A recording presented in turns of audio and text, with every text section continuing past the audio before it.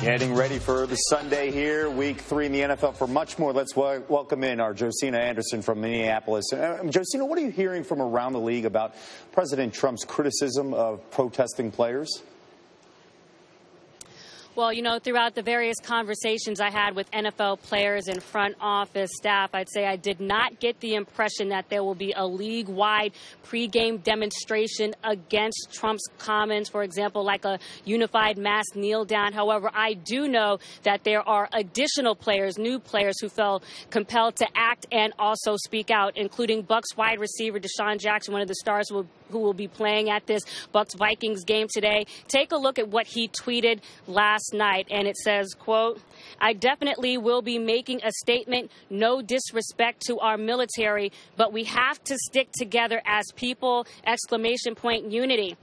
Now, I also happened to catch his mother tweeting this morning around 3:30 a.m. She also had this to say, hashtag take a knee, NFL. My son makes a statement today. For me, heart every NFL mom and those who aspire to be one. Hashtag don't disrespect our moms. Hashtag take the knee. Now, there are players who definitely are still against players kneeling in the NFL and who will not be bucking the tradition today. That includes Broncos defensive end Derek Wolfe, who gave this exclusive statement for me to read on SportsCenter right now, and it reads as follows. I stand because I respect the men who died in real battle, so I have the freedom to battle on the field. Paying tribute to the men and women who have given their lives for our freedom is why I stand. But everyone these days likes to find a reason to protest, and that's their right. It's America, and you are free to speak your mind. I just feel it's disrespectful to the ones who sacrificed their lives, and it's maybe the wrong platform. But like I said, to each their own, it's America, the greatest country in the world.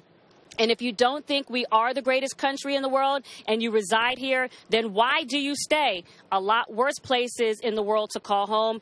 Proud to be American. And Derek Wolfe said, Josina, I want you to say that this morning because it is real. And he stamped his statement with 2 pound emojis, one in a dark color fist, one in a light color fist. And lastly, I did speak to our Titans linebacker Wesley Woodyard, who told me there might be some players at their game raising a fist today. May also feel compelled to do more, but we will see. We'll be keeping an eye around the league for possible protests and also here today.